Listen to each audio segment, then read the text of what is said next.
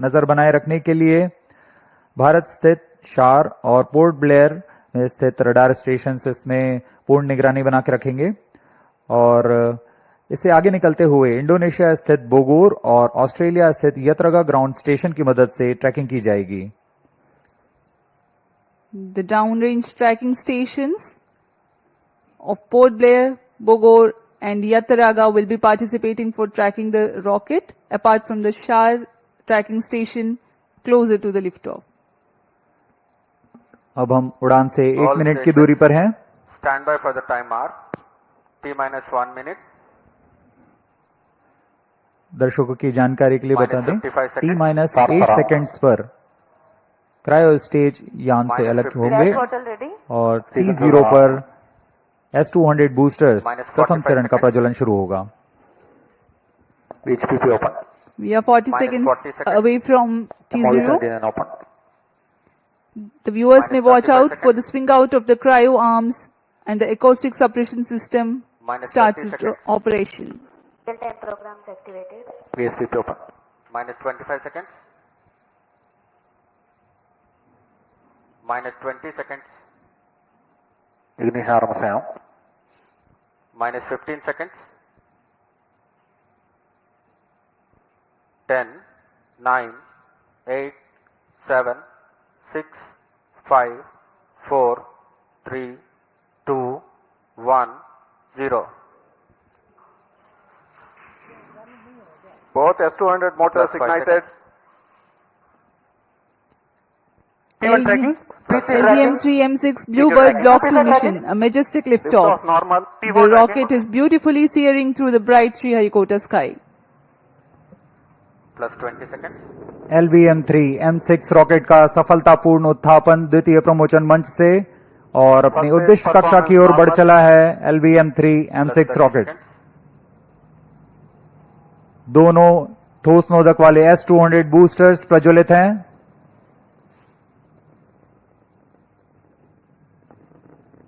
प्रथम चरण का कार्यकाल लगभग 126 सेकंड का होगा और इस दौरान यह लगभग 6000 किलो न्यूटन प्रणोद उत्पन्न कर रहे हैं।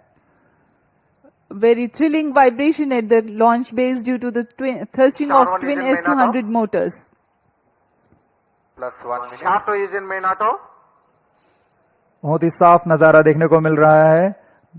यहाँ उपस्थित लोगों को बहुत ही रोमांच का अनुभव हो रहा होगा। बहुत दूर तक हम इस यान को देख पा रहे हैं और मुमकिन है कि प्रथम चरण का प्रतिगन भी देख सकेंगे। Each S-200 motors generates 5,952 kilonewtons. Burn duration for present mission is 132.5 seconds.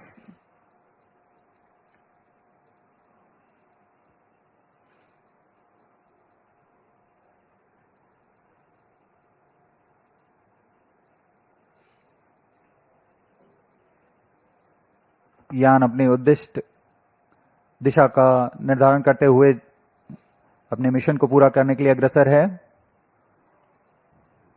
We are 111 seconds into the flight. यहाँ इसकी पुष्टि हो चुकी है। द्वितीय चरण का प्रज्वलन शुरू हो चुका है जो कि L110 चरण है। इसका प्रज्वलन शुरू हो चुका है। अब दोनों स्ट्रैप ऑन बूस्टर्स और L110 चरण एक साथ प्रज्वलित हैं। The L110 stage and the two S-200 boosters. Both S-200 motors separated. Just now we have had a confirmation of the separation of the two S-200 boosters. Range operation निदेशक द्वारा इसकी पुष्टि की गई। दोनों S-200 बूस्टर को यान से पृथक कर दिया गया है। इसमें लगे जेटिसनिंग मोटर की मदद से उसे यान से सफलतापूर्वक और सुरक्षापूर्वक पृथक कर दिया जाता है। We are 160 seconds into the flight. Current altitude 104 kilometers. वर्तमान में L110 यानी द्वितीय चरण प्रज्वलित है। Payload fairing separated. Plus 3 minutes. Closed loop guidance initiated. यान से ऊष्मा कवच को पृथक कर दिया गया है। अब यान 123 किलोमीटर की ऊंचाई पर प्राप्त कर चुका है और वर्तमान में यान क्लोज लूप गाइडेंस के अंतर्गत स्वतः दिशा निर्धारण कर रहा है। The closed loop guidance has been initiated for LVM-3 launch vehicle. Hereafter, the rocket will use real-time data from onboard sensors to continuously correct its flight path. The payload fairing has been already jettisoned as the rocket has cleared the dense atmosphere.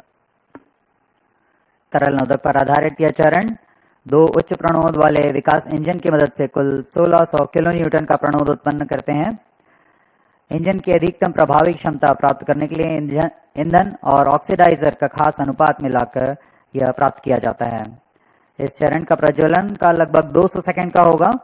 इस चरण में यान में लगे accelerometer और जायरोस की मदद से इंजन जिम्बल किया जाता है और यह क्लोज लूप गाइडेंस के अंतर्गत अपनी दिशा निर्धारण करता है।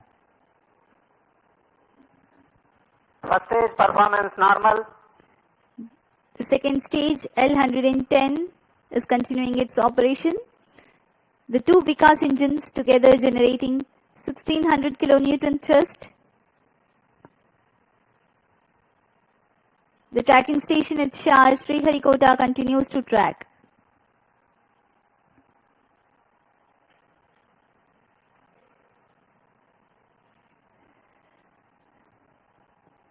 जी हाँ, यान पूर्णतः सामान्य निष्पादन करता हुआ अपेक्षित पथ का अनुकरण करता हुआ उद्दिष्ट मिशन की ओर बढ़ रहा है। First stage authorization issued.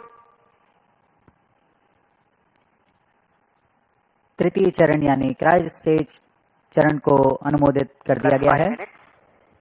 Shah and Port Blair ground stations continue to acquire data. L110 stage separated. Cryo stage ignition command. Cryo stage ignition confirmed.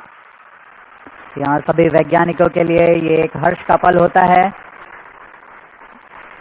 Range निदेशक द्वारा भी इसकी पुष्टि की गई। द्वितीय चरण को सफलतापूर्वक बनकर यान से पृथक कर दिया गया है तथा अंतिम चरण तृतीय चरण प्रज्वलन शुरू हो चुका है। Now the third stage of LVM-3 rocket, the cryogenic stage, has commenced its operation. Cryo stage performance normal. It is thrusting nominally with 28.6 tons of cumulative propellant loading of liquid hydrogen and liquid oxygen. The engine develops 200 kilonewtons thrust.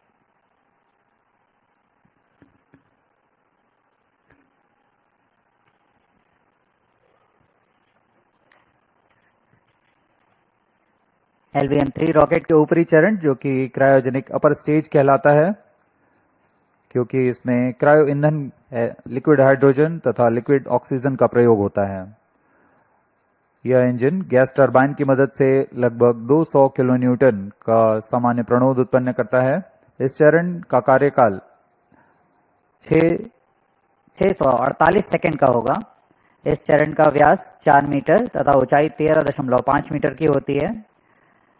इस चरण में दिशा निर्धारण के लिए engine gimbal control और reaction control systems का प्रयोग किया जाता है। इस चरण में कुल 28.6 टन क्रायो ईंधन का भराव हुआ है और यह अपनी उद्दिष्ट कक्षा की ओर अग्रसर है। क्रायो चरण सबसे जटिल इंजन माना जाता है क्योंकि क्रायो ईंधन जैसे लिक्विड ऑक्सीजन जिसका कि बॉइलिंग पॉइंट -253 डिग्री सेंटीग्रेड और लिक्विड ऑक्सीजन का बॉइलिंग पॉइंट -183 डिग्री सेंटीग्रेड होता है। इस तापमान में ईंधन को तरल बनाए रखना और इनका कार्यान्वयन करना सबसे जटिल कार्य होता है, लेकिन भारत अब इसमें पूर्णतः स्वायत्ता प्राप्त कर चुका है। इस चरण को इसरो नोदक कॉम्प्लेक्स महेंद्रगिरी में तैयार तथा परीक्षित किया गया है। The cryogenic stage C25 is powered by CE20 engines using liquid hydrogen and liquid oxygen. It delivers 200 kilonewton thrust and adds significant delta V of 3.89 kilometers per second by the end of its operation for the present mission. The stage operates on gas generator cycle. It works by burning a small fraction of propellant in a side chamber to power turbo pumps, while the majority of propellant goes into the main chamber for thrust. It's a highly reliable cryogenic engine operating principle.